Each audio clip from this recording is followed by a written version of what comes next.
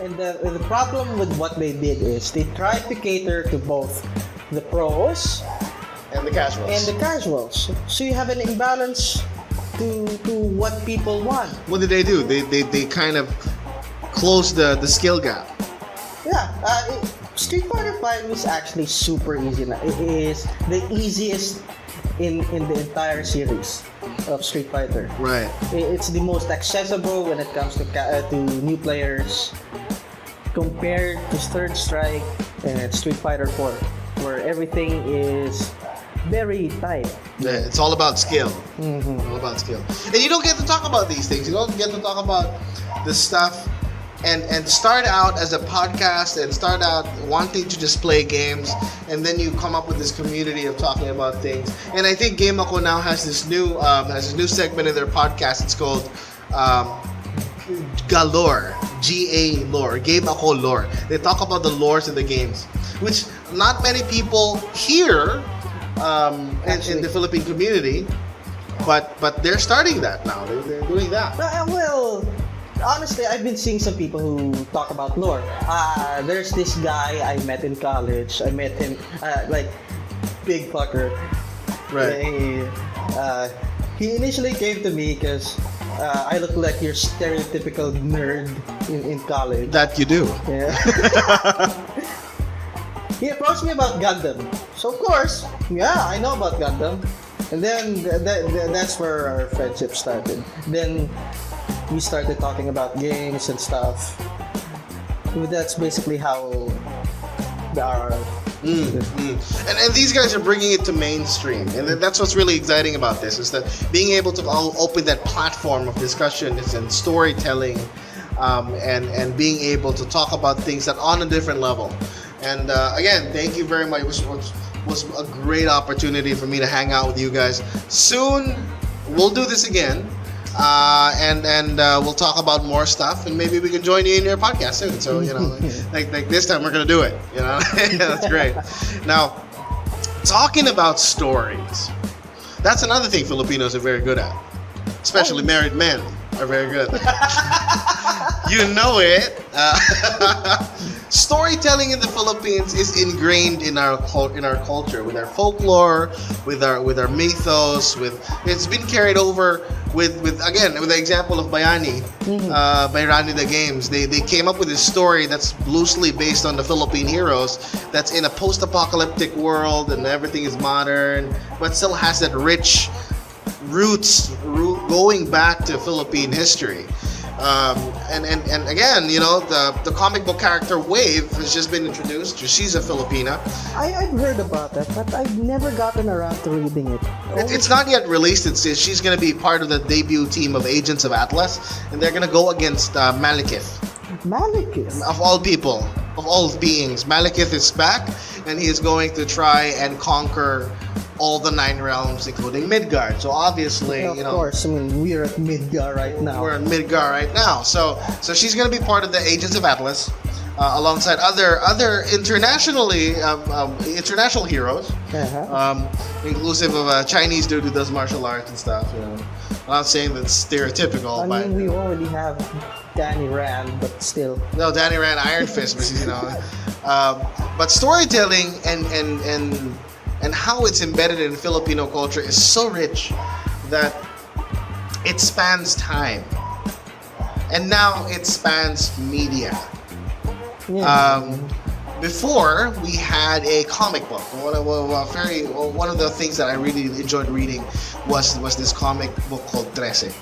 And I've always been fascinated with Philippine folklore. How the aswang and the tikbalang. We don't see much of those. There was a game about that though, but not supernatural. If you remember back in the 90s, there was a game called Anito. That never really hit, right? We even had a demo disc for that. There's actually some gameplay on YouTube right now that you can check out. It's rare, but you'll find it there. The what the fuck moment for me there was when in the opening credits, there's this old guy, peeking through the leaves, and he saw the conquistador ships coming, and he goes, "Nandito na sila. and What? what? He spoke Tagalog? It's Tagalog, man. And you don't hear that in video games. It's a Filipino-developed game. Unfortunately, it was dissolved. It was moved on to a different company. And there's quite it was interesting because it's basically a Diablo clone. I'm sorry to say, because it's top down. Top-down isometric top-down, view, 3D. And it has dialogue. You have one tamad there. Right. Christ. They actually made him into an NPC. Right. And Anito, and there's quite a controversy surrounding that, Really? actually. The company that inherited the project was, I believe, now I may be wrong about this, that it was a Malaysian company that got shut down because they were using pirated software. Oh. Which then led to the actual demise of the game because the developers that inherited the IP was shut down. So the IP was gone. Oh, that's Right? unfortunate. It would have been a great thing to have Filipino folklore and mythology Damn, though. translated. Piracy. You busted because of piracy. How apt. And now, very recently, the comic book that I was talking about, Trese, and I read that you read this. And thank you, shout out to our sister RJ for lending us the books. Giving us awesome shirts. And then some shirts too. It's now crossing over to something that's a little bit more popular than printed material, and it's Netflix.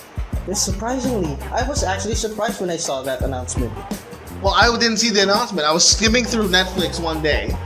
Right, minding my own business, half awake, still hungry, searching through Netflix, and I saw Trese. It's coming soon. And then in the coming soon section goes Trese, supernatural detective. It's right Alessandra. too. It's word for word that same comic. Right. And when the image finally loaded, it's the artwork of Kajdo Baldisimo, the guy who drew that. Like, what? This is no way! And then I went online and I started searching it, and lo and behold, I think it's the same guys. And again, I might be wrong about this. It's the same guys who created the Castlevania animation. Who's gonna work on it? Oh, really? Oh. And you all know the Netflix Castlevania was good. I like the artwork. It was serviceable. It's we finally have something good out of video game adaptation. Right. And you don't get that a lot too, you know? And I was surprised about that. And so I did my research. I did some reading. And me going to where I was inspired to dream big before. I wanted to be part of the creator side, right? And the dogs are going crazy again. So we're out of drinks. We have to drink some more. We cannot have pop mug without drinks, without pop. Soda pop to power our energy, power our S cells, as Akira Toriyama said. Do you know about S cells, by the way? S cells are the cells of a Saiyan. If you're nice. No, S cells. What? Like, oh god, like this is the thing that happens when you just continue your work mindlessly.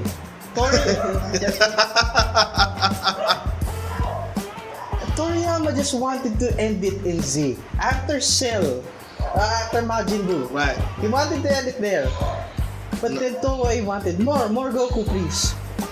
Then GT happened. And we thought that was bad.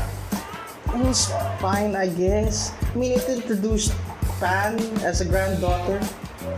But you know what really brought him back? To Clones. No. Dragon Ball Evolution. No. We're talking about GT first. GT is so it's not great, but I like the Mega Shenron. Right. Because I like the concept of the evil dragons. Yeah. You wish too much. You overused it, so everything is left negative. So there's like 7 personifications of the Dragon Ball. There's 7 Dragon Balls. one represents a bad wish. Yeah, yeah. Yeah, so there's 7 Shenrons running around the world, which is actually a pretty cool concept. Because you don't really see the dragon that much in Dragon Ball. Right. Shenron only comes out when you get a wish. Every time after a baddie is defeated, wish them back, please. Yeah. Well, at least, you know, I mean... that defeats the rule. Because you know the rule, right? If a person is already wished back and they die again, they can't be wished back. Yeah, yeah. So many times have these people of Earth died. Well, maybe it's a different set of people that came back. Anyway, going back, from one bad story to a good one.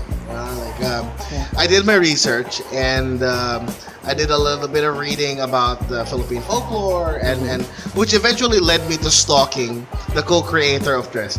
And I'm not afraid to admit this. I stalked the guy for a week or for a month and tried to get him on Facebook.